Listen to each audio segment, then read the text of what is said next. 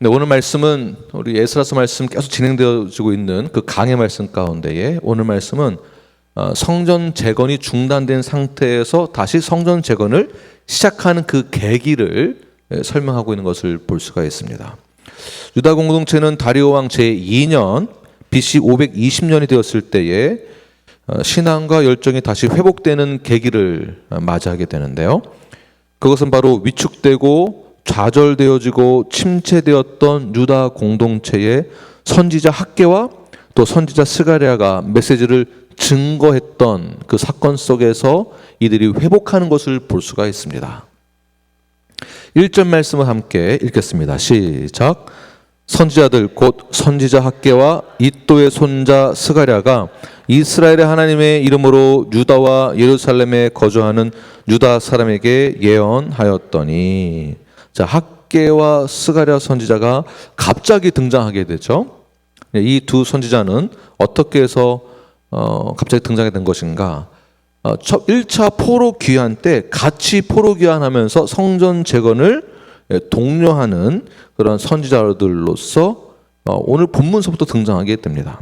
그동안 사마리아인들의 방해로 인하여서 유다 백성들은 16년 동안 성전 재건을 중단한 상태에 있었습니다. 그러니까 오늘 본문과 4장에서 중단된 그 사건 속에 16년의 시간이 흐른 것입니다. 자, 그들의 방해와 공작으로 신앙의 열정마저 상실한 채 그냥 허송세월을 보내고 있었던 그들의 상태에 누가 있었습니까? 리더가 누구였습니까? 수르바벨과 예수아가 리더입니다. 자, 리더 옆에는 누가 함께 있었는가? 바로 선지자 학개와 스가랴가 있었다는 것이죠. 즉 리더와 선지자 역할을 하고 있는 선지자와 함께 동역을 하고 있는 것을 볼 수 있습니다. 이 동역한다는 것은 무엇을 상징할까요? 하나님의 나라를 위해서, 성전 재건을 위해서, 유다 공동체를 위해서 이러한 리더십과 함께 연합되어지는, 협력하는 선지자가 있다는 것, 동역자가 있다는 것입니다. 동역자. 자, 오늘날 교회에 말씀을 전달하는, 성경의 말씀을 그대로 딜리버리하는 목회자가 있습니다. 목회자 혼자 존재할 수 있을까요? 교회에서? 아니죠. 동역하는 동역자가 있어야 된다는 것입니다. 그 동역자가 누구일까요? 바로 여러분입니다. 여러분. 그리고 여러분들에게서 동역자는 또 누구일까요? 김한국 목사님 동시에 또 바로 옆사람입니다. 옆사람이 여러분들의 동역자가 되는 것입니다. 옆사람 보시면서 당신이 나의 동역자입니다. 당신은 나의 동반자. 어서 많이 듣던 당신은 여기까지 하겠습니다. 네. 우리 은희 자매님 굉장히 잘하시네요. 나중에 한번 들려주세요. 당신은 나의 동반자입니다. 여러분이 우리 함께 동반자이고 여러분 모두 함께 동역자가 되는 것입니다. 이 동역자가 있다는 것은 협력의 관계를 이야기하는 것입니다. 협력의 관계. 더 깊이는 교회 안에서는 협력을 뛰어넘는 연합을 상징합니다. 연합의 관계예요. 그러니까 주님과 나와의 관계가 연합되어졌다고 보는 것이잖아요. 믿는 자들의 연합이 교회입니다. 주님과 교회가 연합되어졌다. 즉 한 몸을 이루었다라는 표현이죠. 그러니까 단순한 협력의 관계, 어떠한 사건을 놓고 이 사건을, 이 일들을 이루기 위하여서 함께 일하는 것을 뛰어넘어 한 몸이 되었음을 상징하는 것입니다. 자, 이 동역자들은 무엇을 위해서 어떻게 했습니까?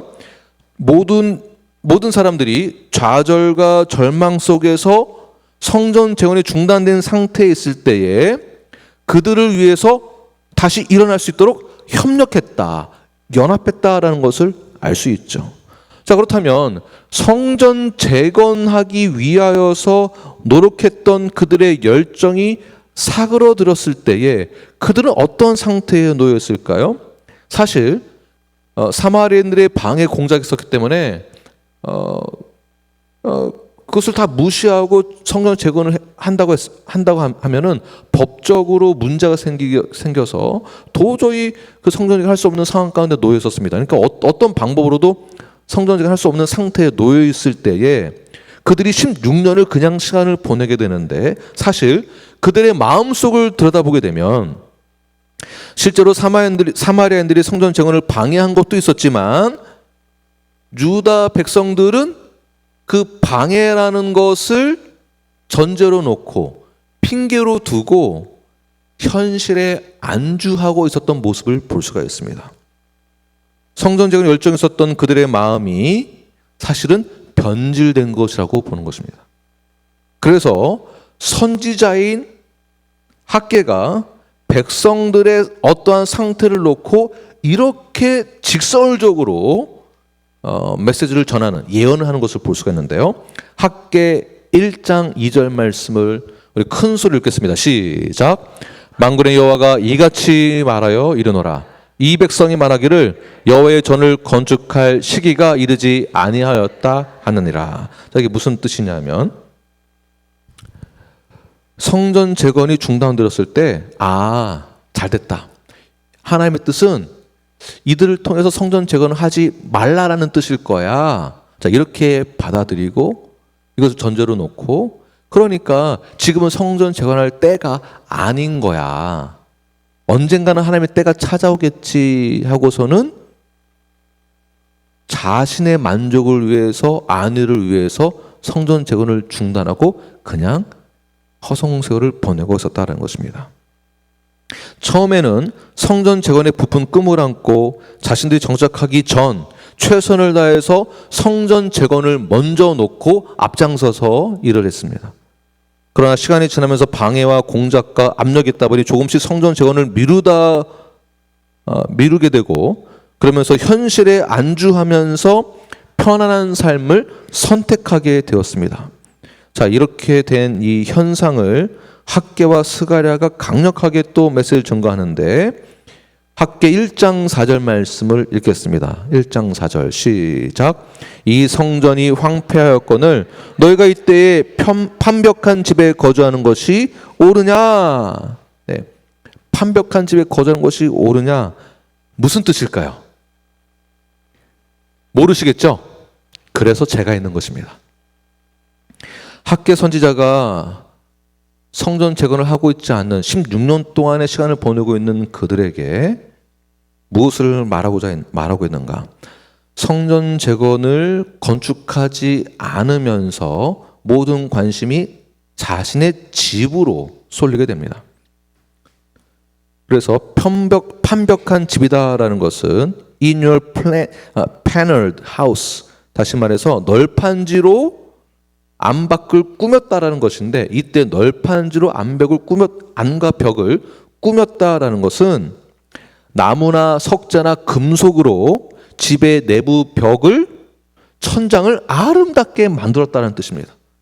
자, 이것은 고대 근동에서 나타나는 우리 집의 구조를 보면 알 수가 있습니다. 마치 일반 사람들이 사는 그 집을 왕궁에서나 볼 수 있을 법한 그러한 부유층의 집안 인테리어를 안과 밖으로 안벽을 다 패널로 꾸몄다라는 것이에요. 아주 부유한 사람들처럼. 그러나 현재 지금 성전의 상태는 어떻습니까? 성전은 무너져 있는 상태에서 기초만 세워지고, 그러니까 파운데이션만 세워져 16년을 그냥 지내게 되었습니다. 백성들은 자기 집은 판벽하게 하고서는 편안하고 고급스럽게 꾸미면서 살고 있으면서 허송세월을 보내고 있는 그들에게 향하여서 학개의 선지자는, 야, 너희들은 하나님의 집을 위해서는 그냥 이렇게 방치해 놓고서는 자신의 집을 위해서는 그렇게 호화롭게 꾸미고 있느냐? 이렇게 직설적으로 강하게 메시지를 전하고 있는 것입니다. 그 당시 학개가 전하는 메시지를 듣는 당사자들은 어떤 마음이 들까요? 그 말을 들었을 때 찔림으로 다가오는 것이죠. 우리가 들었을 때에는 이해가 안 되는 상황입니다. 그러나 그 당시에 그들에게 학개가 선포하는 메시지는 엄청난 꾸짖음으로 들렸을 것이고요. 또 어떤 사람은 반감이 들었을 것입니다. 아니, 자기가 뭔데 나한테 이렇게 하나. 결국 학개 선지자가 말하고자 하는, 그들에게 향하여서 메시지 던지는 그 예언이 무엇이냐면, 자기 중심적인 삶, 오늘날 우리에게 자기 중심적인 삶, 안락함만 추구하는 신앙, 교회의 사명과 우리가 받고 있는 사명과 하나님의 나라에 대해서는 무관심하면서 자기의 삶과 계획에는 지나치게 집중하고 있는 영적인 무관심과 물질적 안주와 안락에 대한 질책을 말하고 있는 것입니다.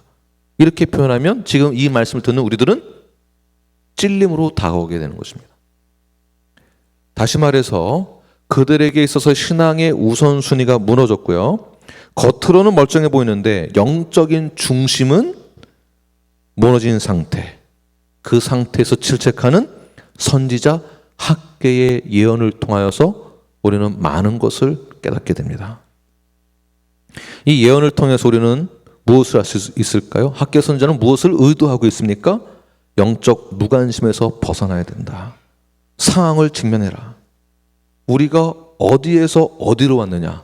포로에서 하나님의 계획과 섭리로 인하여서 자유인의 몸으로 다시 고향 땅에 돌아와서 해야 될 역할이 있기 때문에 자유롭게 되었는데, 하나님의 일에 대해서 최우선을 갖기로 하였는데, 언약의 공동체로서 신앙 고백에 의하여서 이 언약 공동체에 맺어진 약속을 이행을 해야 하는데, 의무와 책임이 있고 건강한 신앙인으로서의 삶이 있는데 그 결단들을 무시하고 나 중심으로 살아가고 있는 영적 무관심에서 이제는 벗어나야 된다라는 것을 학개 선지자는 의도하고 있는 것입니다. 두 번째 선지자가 누구입니까? 스가랴입니다. 첫 번째 학개는 메시지를 선포할 때 강력하고 직설적으로 선포했다면, 그러니까 현실적인 문제를 놓고 직설적으로 이야기를 한 것이죠. 두 번째 스가랴 선지자가 예언한 것은 하나님 나라에 대한 환상을 통해서 절망 가운데 있는 그들에게 위로와 소망을 주는 메시지를 전해줍니다. 자, 이 둘 중에 누가 더 좋은 선지자일까요? 이 질문이 안 맞는 질문이죠.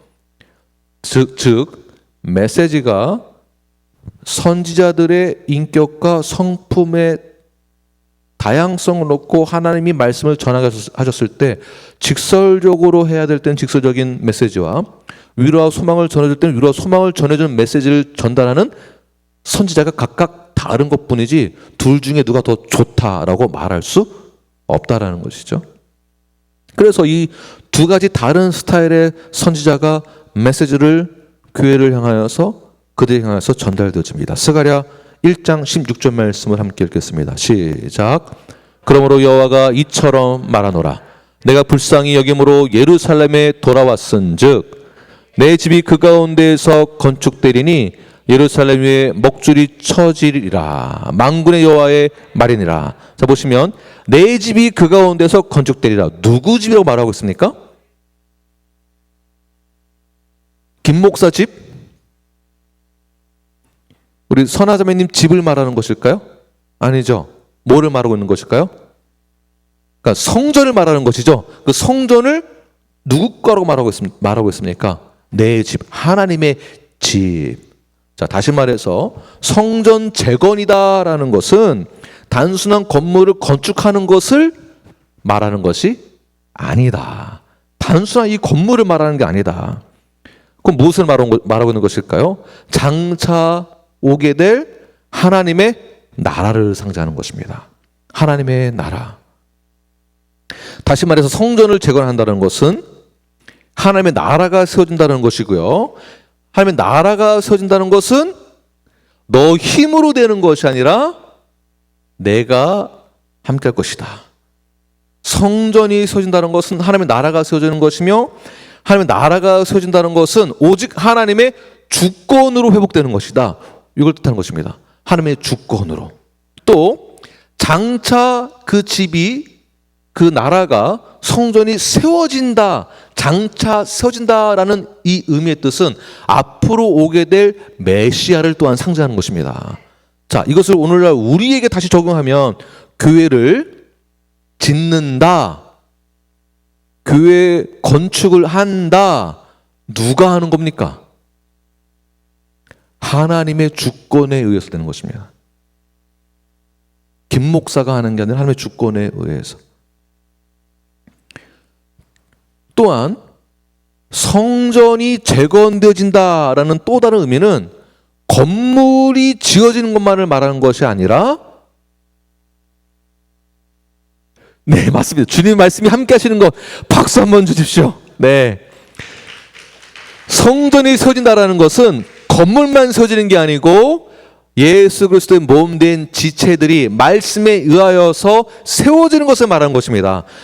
그러니까 즉 각 성도들이 말씀에 의해서 빌드업 되는 것을 말하는 것이에요. 빌드업 되는 것. 성장을 말하는 것입니다. 성장. 성장은 숫자적인 성장이 다가 아닙니다. 내가 하나님을 아는, 내가 천국을 하여 하나님의 나라에 대하여서 말씀에 대하여서 우리가 이 의식 레벨이 높아지는 것이 어떤 고차원적인 의식만이 높아지는 것이 아니라 이것을 초월하는 것입니다. 성경을 이해하고 신앙생활을 한다는 것은 무턱대고 종교생활을 하는 예배를 드리는 의식에 참여하는 것만이 아니라 내가 주님을 믿는다라는 것, 교회가 세워진다라는 것은 건축만이 아니라 내가 자라나는 것을 말하는 것입니다. 어떻게 자라나야 될까요? 하나님이 원하시는 분량만큼 자라나는 것입니다. 성숙함으로 자라나는 것입니다.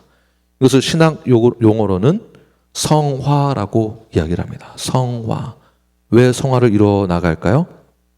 완전한 구원을 이루기 위해서 나가는 것입니다. 이러한 차원에서 성도는 건강하게 자라나는 것입니다. 내 이웃을 내 몸처럼 사랑하며 주님의 몸된 교회를 세워나갈 때 건강한 공동체를 세워나가는 것, 이 의식 레벨이 높아졌을 때 우리의 삶의 질이, 완전한 구원을 향하여 나아가는 그 길이, 그 질이 달라지는 것입니다. 그러므로 하나님의 나라를 세운다는 것, 성전을 재건한다는 것은 너희들의 힘과 능으로만 되는 것이 아니다.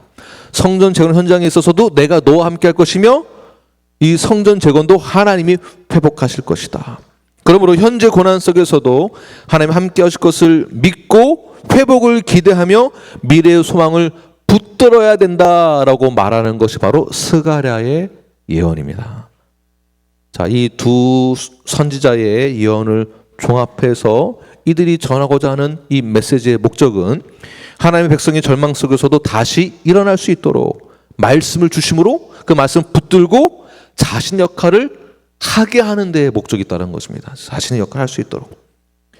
학계 선지자는 직설적이고 강하게 독설적으로 선포하는 동시에 스가랴는 성도들에게 위로와 소망을 주면서 백성들이 회복할 수 있도록 돕고 있습니다. 그러므로 우리는 이 두 선지자의 메시지가 우리에게 적용되었을 때에는 이렇게 한번 생각해 보시기를 바랍니다. 나는 과연 하나님의 일을 먼저 생각하고 있는가? 정말 믿는 신자로서, 믿는 자로서, 신자로서 나는 하나님의 일을 먼저 생각하고 있는가? 아니면 나의 안락함만을 먼저 중요시 여기고 있지는 않은가? 영적 무관심과 물질적 안주함에 머물러 있지는 않은가? 내가 하나님의 나라와 교회를 향한 주님의 그 마음에 관심이 있는가? 영원 구원과 지상대의 명령에 대해서 난 여전히 꿈을 꾸고 있는가? 비전을 가지고 있는가? 성전은 또는 교회는 개인의 삶이 아니라 공동체 전체가 함께 세워나가는 것입니다. 그렇다면 나는 성도로서 공동체 의식을 가지고 있는가? 교회라는 것은 개인이 아닙니다. 성도 전체가 한 마음으로 하나님의 나라를 세워가는 것이 교회입니다. 자, 그렇다면 이 교회를 세워나가기 위해 나는 공동체적 책임 의식을 갖고 있는가? 그러니까 공동체 의식만이 아니라 책임 의식까지도 갖고 있는가? 자, 이것을 우리에게 적용을 하여서 앞으로 뉴라이프 교회가 하나님이 회복시키실 것을 믿고 이제 우리는 기대하며 한 걸음 한 걸음 나아가야 합니다. 어떻게요? 하나님 나라에 대한 비전을 가지고.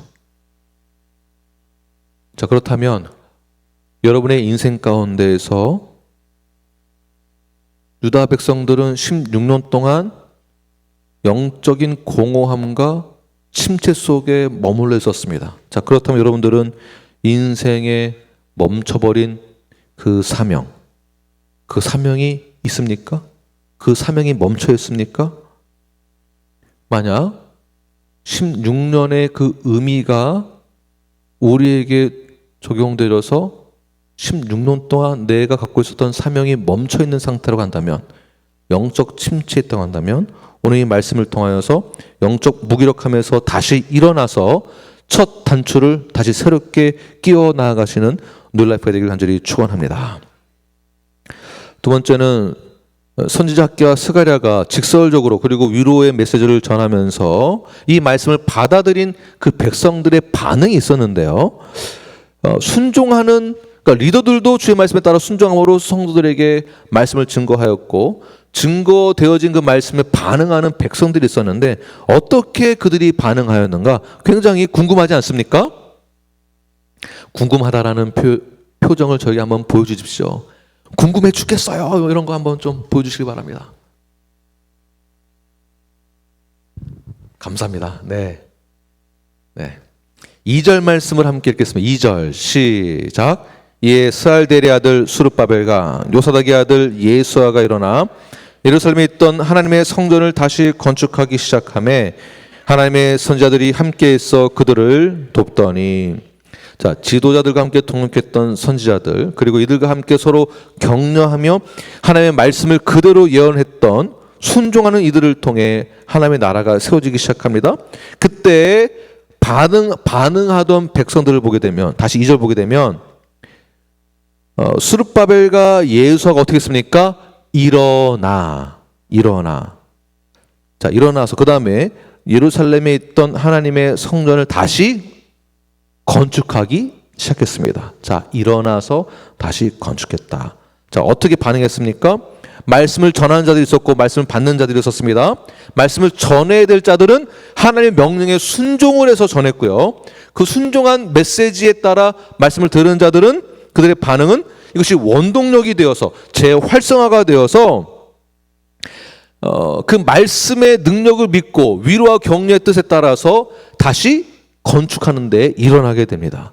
자, 이러한 능력이 어디서 나왔을까요? 16년 동안 멈춰섰습니다. 또 어떻게 이러한 능력이 나게 됐는가? 하나님의 말씀 때문입니다. 말씀. 그 말씀의 힘과 능력이기 때문에 그렇습니다. 이 능력의 원천은 말씀에 있습니다. 히브리서 4장 12절 말씀을 함께 읽겠습니다. 시작.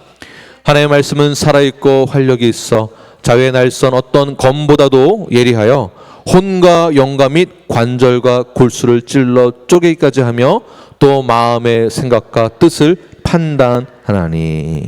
아멘이시죠? 그만큼 말씀에는 능력이 있다는 것입니다. 말씀에 순종한 자들이 말씀대로 실천하였고 말씀에 따라 반응했을 때 놀라운 역사가 난다는 뜻이겠죠.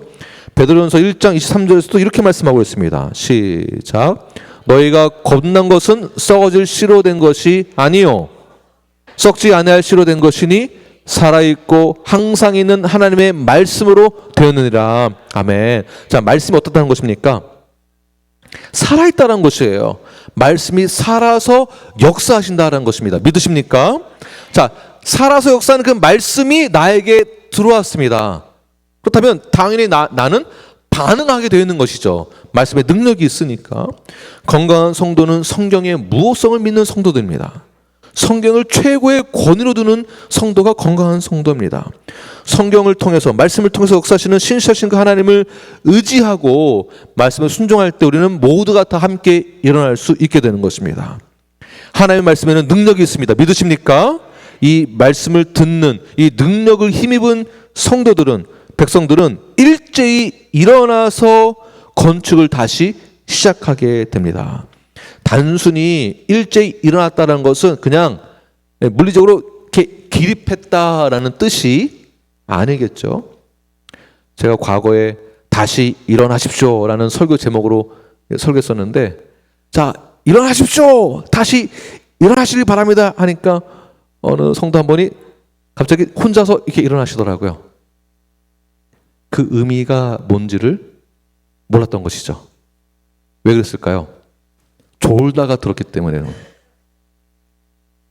여러분, 일제히 일어나시기 바랍니다. 네, 이때 일어나면 이제 큰일 나시는 거예요. 일어난다는 것은 단순한 기립이 아닙니다. 일어났다는 것은 일을 하기 시작했다는 것이에요. 자, 일을 하기 시작했다는 것은 어떤 동기가 필요할까요? 신앙의 결단이 있어야 된다는 것입니다. 자, 다시 말해서 일제히 일어났다는 것은 신앙의 결단을 뜻합니다. 신앙의 결단. 선지자가 두 사람이 예언을 한 지, 즉 말씀을 선포한 지 얼마 만에 백성들이 신앙의 결단을 했을까요? 네? 16년이 아닙니다. 네, 16년 동안 성전 건축을 재건을 안 했고 말씀이 선포되어지고 난 뒤 백성들이 언제 일제히 일어나게 되었을까요? 즉각적으로. 네, 그런 것이 아주 드라마틱하고 굉장히 영향이 있는 것처럼 들리지만 성경에 안 나와 있습니다. 그러나 조사를 해보니까 3주 만에 결단을 하게 됩니다. 3주 만에. 다시 말해서 이 말은 3주 동안 끊임없이 메시지를 증거했다는 것입니다. 끊임없이 3주 동안 메시지를 듣는 백성들은 말씀을 통해서 위로를 받고 말씀을 통해서 하나님의 음성을 듣게 됩니다. 그러니까 하나님이 무엇을 원하는지 그리고 우리는 무엇을 해야 하는지 그들이 다시 한번 정체성을 찾아가게 되었다는 것이겠죠. 목표의식이 생기게 되어지고 지상대의 명령이 무엇인지를 깨닫게 되는 것입니다. 그때 말씀이 계속 공급되어지니까 온 백성들이 한 마음으로 모이게 되어지므로 일제히 일어나게 된 것입니다. 자, 3주라는 것은 굉장히 현실적입니다. 만약에 성경에서 그 즉시 일어나게 되었다라고 한다면 얼마나 좋겠습니까? 그러나 이들에게도 3주 동안의 말씀이 공급되어지고 이들에게 생각할 시간, 마음을 정리할 시간, 주변을 정리할 시간이 필요했던 것이죠. 16년을 나를 위해서만 살았는데 이것을 하나씩 하나씩 정리하는 시간, 3주간의 시간이 필요했던 것입니다. 그리고 그 3주가 되었을 때 선포하게 됩니다. 일제히 일어나서 하나님의 나라를 위해 내가 살겠습니다. 회복되는 시간 얼마나 걸렸습니까? 3주. 3주. 너무 길어지면, 회복되는 시간이 너무 길어지면 말씀을 잊어버리게 되겠죠. 또는 너무 짧으면 가볍게 보이게 될 것입니다. 네, 꼭 3주가 정답은 아니지만 여러분들이 회복해야 될 시간, 신앙의 결단을 내려야 될 시간, 지금 당장이 아니더라도 3주 정도의 시간이 걸린다라고 보면 좋겠습니다. 3주. 우리 모두에게 3주의 시간이 주어졌습니다. 여러분 결단하시길 바랍니다. 그 3주는 누군가에게는 10년이 될 수도 있고 누군가에게는 하루 만에 이루어질 수도 있을 것입니다. 저희들이 멤버십 리뉴얼을 할 때에도 저에게는 멤버십 리뉴얼을 해야 한다는 그 시점을 3주로 보았지만 지나온 시간을 보니까 14년이 걸렸습니다. 그리고 여러분들에게는 그 시간이 3주 만에 결단하신 분들도 계시겠지만 저에게는 14년 만입니다. 다 차이가 있을 수 있습니다. 그러나 오늘 본문을 통해서 우리에게 주시고자 하시는 그 메시지는 내가 언제 어떻게 신앙의 결단을 내려서 어디로 향하여 가야 하는가, 이것을 오늘 본문에서 말하고 있는 것이죠. 여러분 신앙의 결단을 내리시길 바랍니다. 3주의 시간입니다. 영적으로 나태해져 있다면 나 자신을 3주 동안 돌아보아 정리할 것들은 정리하고 말씀으로 공급을 받으셔서 영적으로 나태해져 있는 그 삶 가운데에서 다시 일어나시길 바랍니다. 신앙의 결단을 내리시길 바랍니다. 나는 과연 하나님의 나라, 하나님의 집을 돌보고 있는가? 이웃을 내가 돌보고 있는가? 나는 과연 그 사명을, 내가 받은 그 사명을 이어가고 있는가? 아니면 멈춰져 있는가? 나는 그 사명을 위해서 결단을 했었는데 16년 동안 멈춰버린 그 시간 속에서 나의 사명을 놓치고 있었진 않은가? 오늘 이 시간 결단하시길 바랍니다. 제자 훈련, 건강한 성도로서의 삶, 성경적인 삶, 신앙, 지상대의 명령, 영혼 구원, 이 모든 것을 놓고 결단하십시오. 결단하기 위해서는 말씀이 우리에게 떨어집니다. 학계 선지자는 직설적으로, 스가랴 선지자는 위로함으로. 두 개의 스타일이 각각 나에게 말씀이 떨어졌을 때 주변을 정리하시고 신앙의 결단을 온전하게 내리시는 저 여러분이 되길 간절히 축원합니다. 그때에 내가 있어야 할 곳이 어디인지, 내가 가야 할 곳이 어디인지 그때야 비로소 깨닫게 됩니다. 내가 가지고 있는 사명이 바로 이것이구나. 교회가 이런 것이구나. 공동체가 이런 것이구나. 이렇게 하나님의 나라, 하나님의 교회를 세워 나가는 것이구나. 이러한 결단을 내리시고 신앙이 회복되어지시기를 간절히 축원합니다. 네, 드라마틱하게 이러한 결단을 내리게 되면 사실은 우리가 기대하는 것은 하나님이 그 즉각적으로 문제를 해결해 주시는 것이거든요.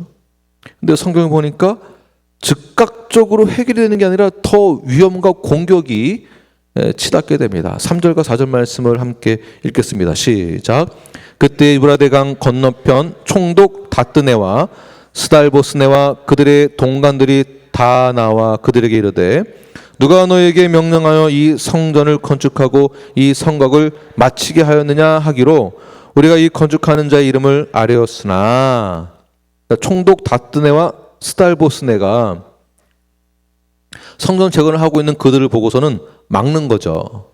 하지 못하게. 다시 우리에게 적용해서 내가 이런 상황 가운데서 신앙의 결단을 내리고 헌신하기로 결단을 했는데, 회복하기로 결단을 내렸는데, 내가 기도하면은 당연히 하나님이 이렇게 될 걸로 알고 있었는데 여전히 변한 게 없다면, 상황과 환경이 달라진 게 없다면 너무 억울하지 않습니까? 하나님도 참 너무하시지. 이렇게 순종하면서 결단을 내린 나에게 짜잔하고 모든 것을 다 해결해 주면 동기부여가 돼서 더 열심히 할 것 같은데 꼭 그렇게는 다 안 되는 현실을 보게 됩니다. 현실이 바뀌는 게 하나도 없습니다.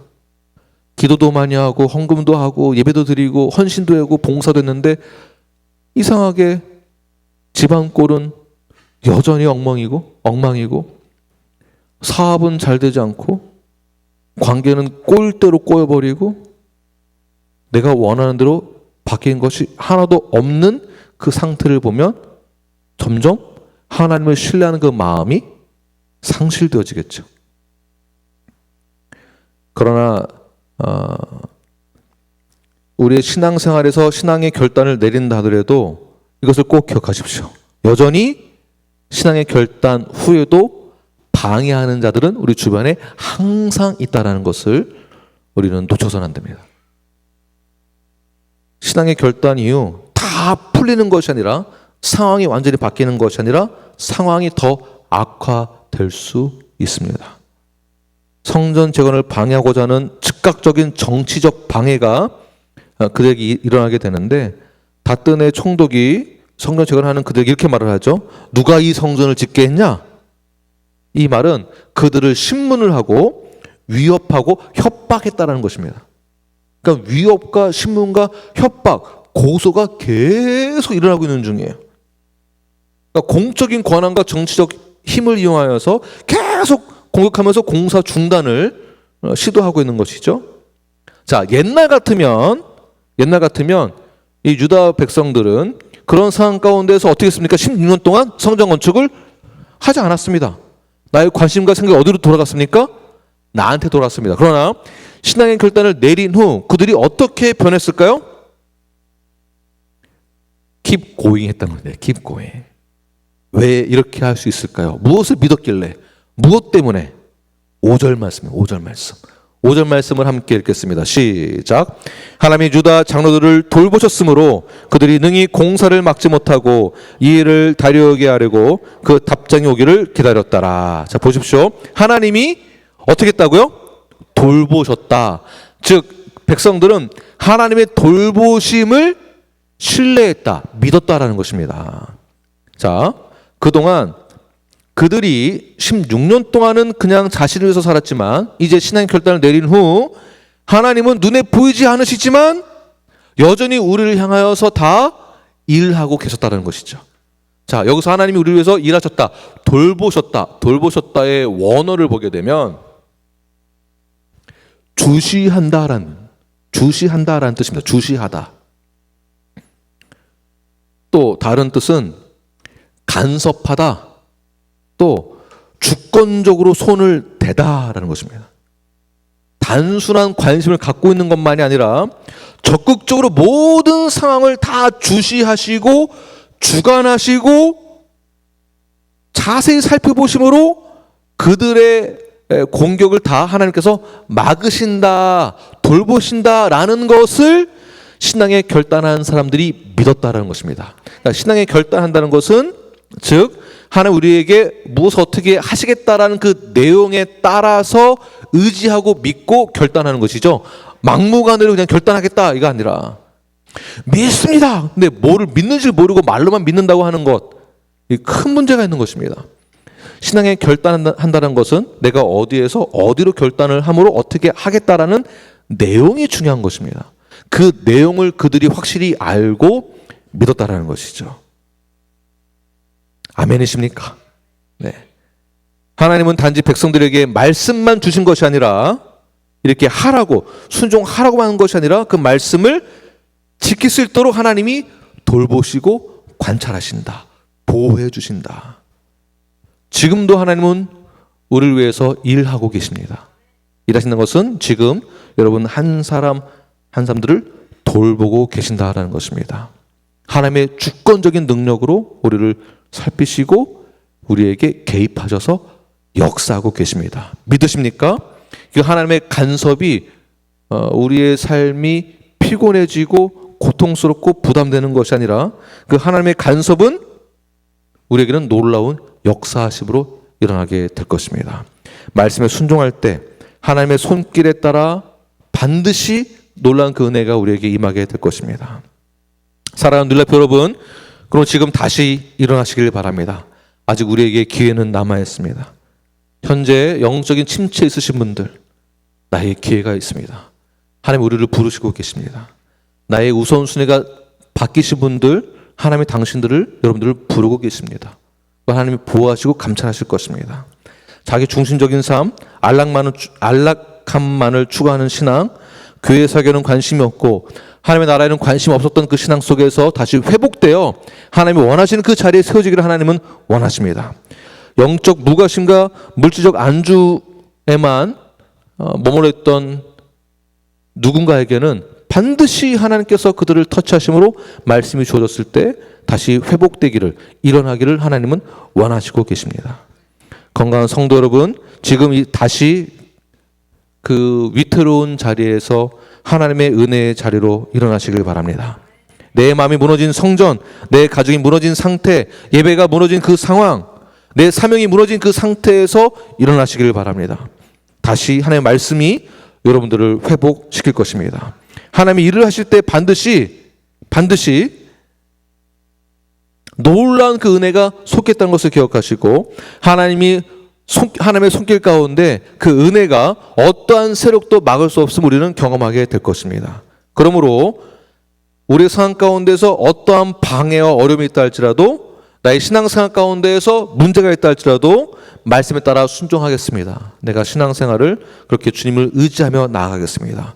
가정에서나 직장에서나 모든 관계 속에서 신앙생활을 온전히 바로잡고 나아가시는, 그때 일이 더 꼬인다 할지라도, 관계가 더 무너진다 할지라도 이상하게 반응하지 마십시오.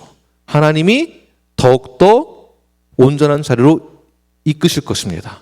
왜냐하면 말씀에 논한 능력이 있고, 그리고 하나님 우리를 보호하고 감찰하시기 때문에 그렇습니다. 하나님이 돌보시는 사람들은 절대 꺾이지 않습니다. 하나님의 간섭 가운데 여러분 순종하시고 온전한 교회, 지상태의 명령을 이루어 나가는 교회, 건강한 교회, 그렇게 자라나는 교회로 나아가시는 저와 여러분이 되길 간절히 축원합니다. 기도하겠습니다.